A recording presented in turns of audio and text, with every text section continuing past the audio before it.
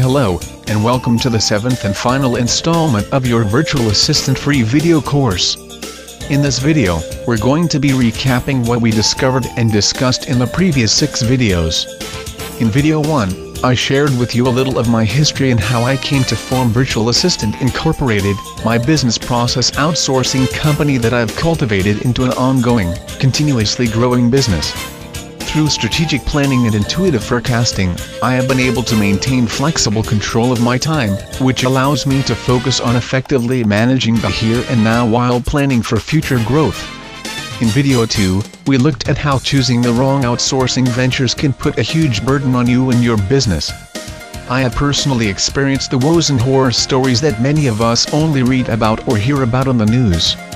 It can be challenging to take that first step into the perceived unknown for fear of being taken advantage of, the uncertainty of dealing with remote assistance, and the concern for quality work. Let me show you how I overcame the trials and tribulations I faced during my journey.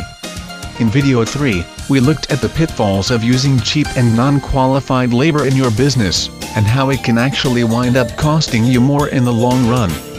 The temptation to hire based on low price point is something we all encounter, and unfortunately many of us fall into that trap. It's definitely worth researching why Prospect A may charge higher rates than Prospect B for the same service, because what seems like a great deal at first may leave you with empty pockets in the end. In video 4, we looked at ways using a virtual assistant can and will benefit your business.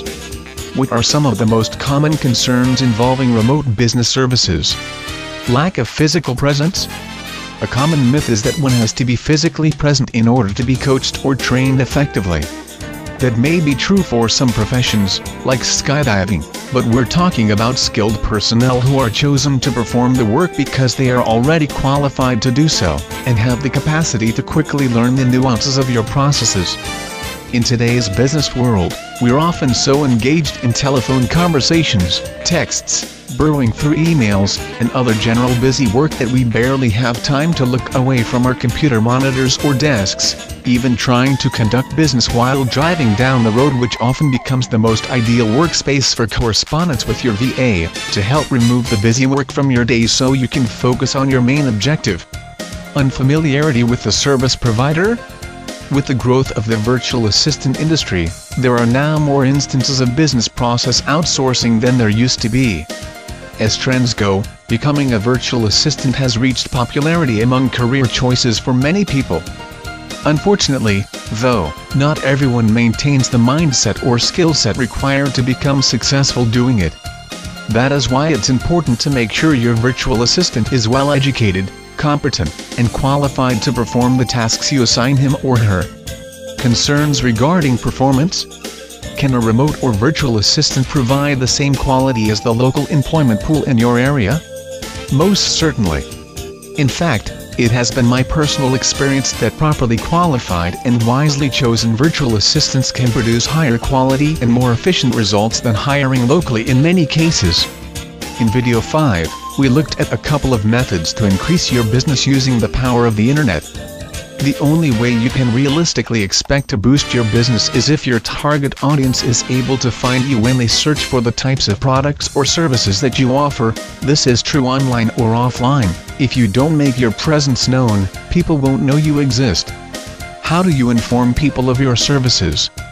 On the street, it's word of mouth, radio ads, TV commercials, newsprint, billboards, and other forms of traditional media. When it comes to traditional media, cash is king. It's no secret that radio and television commercials cost money to make and broadcast, and you can always tell what someone's advertising budget was by the quality or lack thereof of the commercial. So, not only have you shelled out a small fortune on a commercial you're not proud of, now that you've seen it about 100 times, you're only reaching the audience who watches that particular TV channel, or listens to that particular radio station, and it's difficult to track the metrics of who saw or heard your message and came to a buying decision, unless they specifically tell you. The power of the internet. Advertising online can increase your exposure to a much broader and accurately targeted audience, exponentially increasing your income potential and building your reputation on the web, as well as your local market. You have complete control over your advertising, site content, updates, and you can monitor your site traffic accurately. But in order to achieve that prime visibility, at or near #1 of Google's, Yahoo's, and Bing search results, you'll need to implement an effective search engine optimization strategy, consisting of keyword research, competitive analysis, link building, and other tactics to get your site to the top of the search results. Another strategy that nowadays goes hand in hand with good SEO practices is social media marketing. Social media, such as Facebook, Twitter, blogs and forums, and other online social interaction venues, are the hot ticket to spreading the word. The web has become more transparent, and social community interaction is a very powerful marketing tool. Word of mouth is now digital, and media infused. Just look at how many became famous because of YouTube. In video 6, we discussed how you can maintain the attention and the loyalty of your audience after you've acquired them. There's a very simple yet effective formula to gaining your audience and keeping them happy. In fact, it's so simple, it consists of just 4 words. Listen. Firstly, listen to your audience. Let them tell you what they want.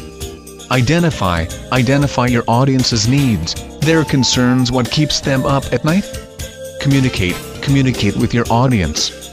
Remember to not talk to them, but with them. Deliver. Once you've effectively identified the needs your audience has conveyed to you, and have offered your solution to their needs, you can now provide tangible deliverables that will satisfy them and continue building your rapport with them, creating a strong relationship that will thrive as long as you maintain it.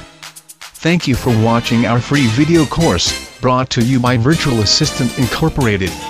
Please feel free to check out our other videos and information materials for more tips on how you can grow your online identity, and stay current by joining our social media channels.